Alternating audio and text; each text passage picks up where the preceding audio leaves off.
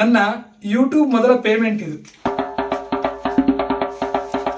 ನನಗೆ ದಿನೇ ದಿನೇ ದುಡ್ಡು ಜಾಸ್ತಿ ಬರೋಕ್ಕೆ ಸ್ಟಾರ್ಟ್ ಆಯಿತು.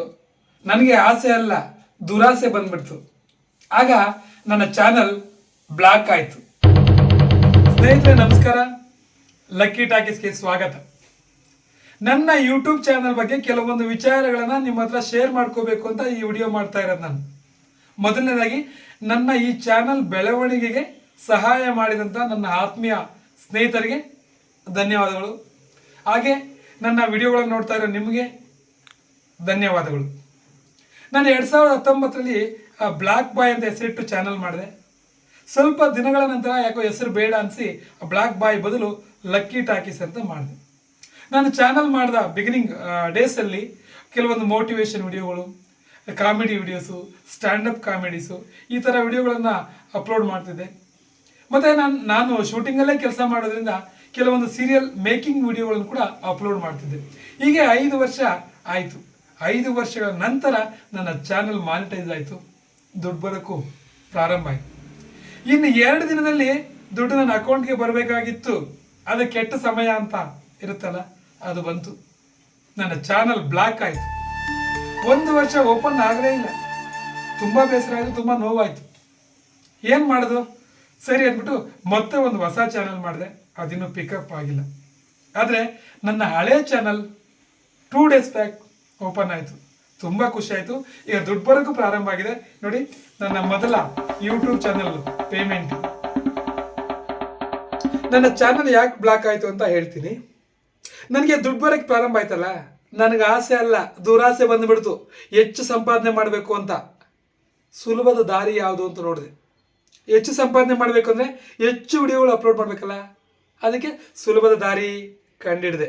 ಮನೆಯಲ್ಲೇ ಕೂತು ಕೆಲವೊಬ್ಬರು ಸೆಲೆಬ್ರಿಟಿಗಳ ಇನ್ಸ್ಟಾಗ್ರಾಮ್ಗೆ ಹೋಗಿ ಅವರ ಫೋಟೋಗಳನ್ನ, ವಿಡಿಯೋಗಳನ್ನ ಡೌನ್ಲೋಡ್ ಮಾಡಿ ಹಿಂದೆ ಮುಂದೆ ಬಾಲ ಕಟ್ ಮಾಡಿ ಮ್ಯೂಸಿಕ್ ಚೇಂಜ್ ಮಾಡಿ ನಾನು ಅಪ್ಲೋಡ್ ಮಾಡ್ತಿದ್ದೆ.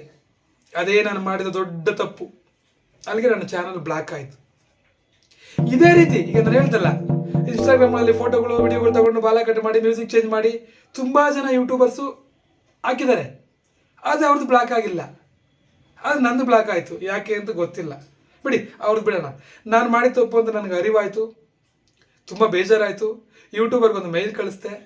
ಇಂಗ್ಲೀಷಲ್ಲಿ ಒಂದು ವಿಡಿಯೋ ಮಾಡಿ, ಕ್ಷಮಾಪಣೆ, ನಾನು ಇನ್ನು ಮೇಲೆ ಈ ರೀತಿ ಮಾಡೋ ತಪ್ಪಾಯಿತು, ನನ್ನ ಚಾನಲ್ನ ರೀಓಪನ್ ಮಾಡಿ ಅಂತಲೂ ಒಂದು ವಿಡಿಯೋ ಮಾಡಿ ಕಳಿಸ್ದೆ ಅವ್ರಿಗೆ.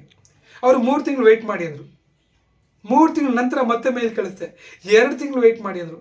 ಮತ್ತೆ ಮೇಲ್ ಕಳಿಸ್ದೆ. 1.5 ತಿಂಗಳು ವೆಯ್ಟ್ ಮಾಡಿ ಅಂದರು. ಹೀಗೆ ವೆಯ್ಟಿಂಗ್ 1 ವರ್ಷ ವೆಯ್ಟ್ ಮಾಡಿದೆ. ತುಂಬ ಬೇಸರ ಆಯಿತು, ನೋವಾಯಿತು ನನಗೆ. ಯಾಕಂದರೆ ಇದರಿಂದ ವಿಡಿಯೋಗಳು ತುಂಬ ಕಷ್ಟಪಟ್ಟು ಶೂಟ್ ಮಾಡಿದ್ದೆ ನಾನು. ಆದರೆ ಇತ್ತೀಚೆಗಷ್ಟೇ ಓಪನ್ ಆಗಿದೆ. ತುಂಬ ಖುಷಿ ಆಗ್ತಿದೆ ನನಗೊಂದು. ದುಡ್ಡು ಬರ್ತಿದೆ. ಹೊಸ್ದಾಗಿ ಯೂಟ್ಯೂಬ್ ಮಾಡೋರಿಗೆ, ಈಗಾಗಲೇ ಯೂಟ್ಯೂಬ್ ಮಾಡಿ ವಿಡಿಯೋಗಳು ಅಪ್ಲೋಡ್ ಮಾಡೋರಿಗೆ ನನ್ನ ಕಡೆಯಿಂದ ಒಂದು ಸಣ್ಣ ಸಲಹೆ. ಆದರೆ ನನಗಾದ ನೋವು, ನನಗಾದ ನಷ್ಟ ನಿಮ್ಗೆ ಆಗಬಾರ್ದು ಅಂತ ಆದಷ್ಟು ಸ್ವಂತ ಕಂಟೆಂಟ್ಗಳನ್ನ ಶೂಟ್ ಮಾಡಾಕಿ, ಬೇರೆ ಯೂಟ್ಯೂಬ್ ಚಾನಲ್ಗಳಿಂದ, ಬೇರೆ ಕಡೆಯಿಂದ ಡೌನ್ಲೋಡ್ ಮಾಡಿ ವಿಡಿಯೋಗಳನ್ನ ದಯವಿಟ್ಟು ಹಾಕಬೇಡಿ. ಮತ್ತು ಮ್ಯೂಸಿಕ್ ಹಾಕ್ಬೇಕಾದ್ರೆ ತುಂಬ ಕೇರ್ಫುಲ್ಲಾಗಿ ಹಾಕಿ. ಯಾರನ್ನೋ ಮ್ಯೂಸಿಕ್ ಹೇಳ್ತೀವಿ, ಫ್ರೀ ಮ್ಯೂಸಿಕ್ ಇದೆ ಕೊಡು ಮಗ ಅಂತ. ತಗೊಂಡಾಗ ಏನೋ ಅಂತಾರೆ, ಕೊಡ್ತಾರೆ, ತರ್ತೀವಿ, ವಿಡಿಯೋ ಮಾಡ್ತೀವಿ, ಮ್ಯೂಸಿಕ್ ಹಾಕ್ತೀವಿ, ಅಪ್ಲೋಡ್ ಮಾಡ್ತೀವಿ, ಏನು ಸಮಸ್ಯೆ ಇಲ್ಲ. ಇನ್ನೊಂದು 10 ವಿಡಿಯೋಗಳು ಮಾಡ್ತೀವಿ, ಅದೇ ಮ್ಯೂಸಿಕ್ ಹಾಕ್ತೀವಿ, ಅಪ್ಲೋಡ್ ಮಾಡ್ತೀವಿ, ಪರ್ಫೆಕ್ಟ್, ಏನೂ ಆಗಲಿಲ್ಲ. 6 ತಿಂಗಳಾದಮೇಲೆ ಕಾಪಿ ರೈಟ್ಸ್ ಅಂತ ಬರುತ್ತೆ, ಎಲ್ಲ ವಿಡಿಯೋಗಳು ಹೋಗುತ್ತೆ. ವಿಡಿಯೋಗಳು ಹೋದರೆ ಹೋಗಲಿ, ಚಾನಲ್ಲೇ ಬ್ಲಾಕ್ ಆಗಿಬಿಡುತ್ತಲ್ಲ, ಹಾಗೇನು ಮಾಡೋದು? ಆ ಕಾರಣದಿಂದ ಮ್ಯೂಸಿಕ್ ಹಾಕಬೇಕಾದ್ರೆ ತುಂಬ ಕೇರ್ಫುಲ್ಲಾಗಿ, ನಮಗೆ ಗೊತ್ತಿಲ್ಲ ಅನ್ನೋ ತಿಳ್ಕೊಂಡು, ಯಾವುದು ಫ್ರೀ ಮ್ಯೂಸಿಕ್ಕು ತಿಳ್ಕೊಂಡು, ಎಷ್ಟೆಷ್ಟು ಸೆಕೆಂಡ್ಗಳನ್ನು ಮ್ಯೂಸಿಕ್ನ ಹಾಕಬೇಕು ಅದೆಲ್ಲವನ್ನು ತಿಳ್ಕೊಂಡು ಮ್ಯೂಸಿಕ್ ಮಾಡಿ. ಮತ್ತು ನನಗೇನೋ ಯೂಟ್ಯೂಬ್ ಬಗ್ಗೆ ತುಂಬ ತಿಳುವಳಿಕೆ, ಅನುಭವ ಇದೆ ಅಂತೆಲ್ಲ ಖಂಡಿತ ಇಲ್ಲ.